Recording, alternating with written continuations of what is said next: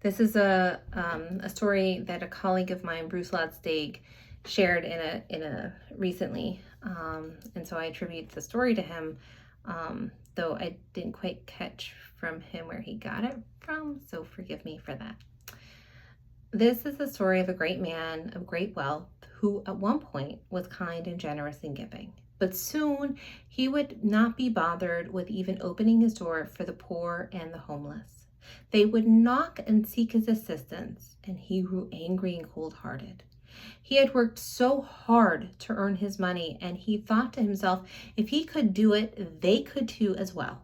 His charity would only encourage them to depend on the community, so he closed his doors and stopped his giving. He was said to have grown bitter and angry, and then tradition tells us that Elijah, the great prophet, visited this man. His house was exquisite. His finest things his money could buy were seen everywhere. He sat and provided Elijah with wonderful and great meal.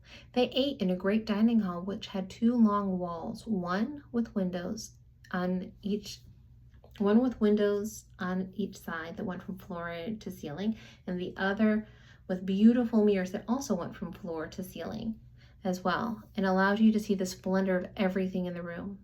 Elisha asked the man how he had achieved such great success. The man stood.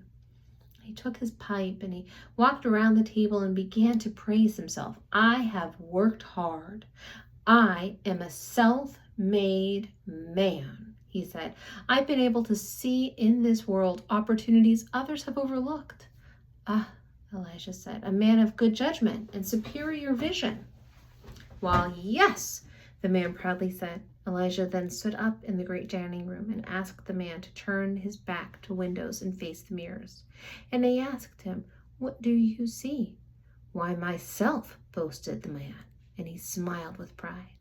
Now turn around and face the windows, and what do you see? Elijah asked. Looking through the glass, the man said, I see other people. Exactly, said Elijah. Both are made of simple glass. One is covered with silver and keeps you from seeing others, but only allows you to see oneself. Sometimes our abundance, our good fortune makes us self-important, and we forget that we should be grateful and that we are indeed blessed. And at the same time, we become so self-impressed, thinking we have made it due to our own actions. We have become blind to our needs and the needs of others, and so we are cold. I feel like today this story was all the more true. We are at times indifferent to the needs of others. We are at times present.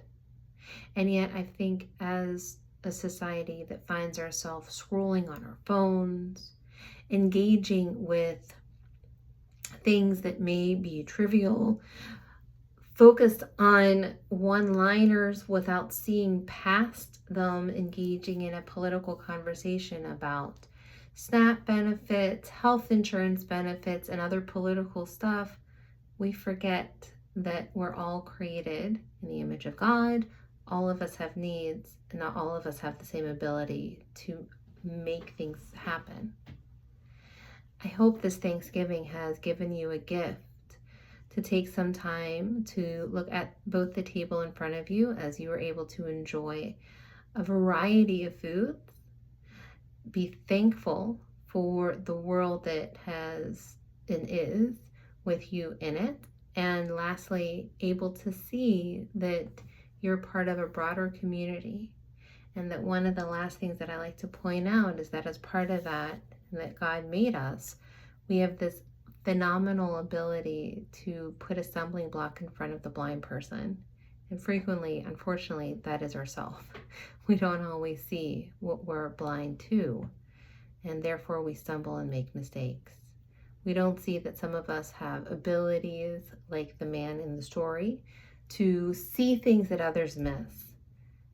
And we think that it's because they pulled themselves up by the bootstrap.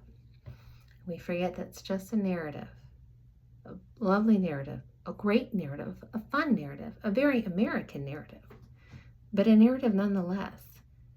In fact, if we were to be truly honest, our bootstraps are present because others before us supported their existence. And for other people, those bootstraps simply don't exist.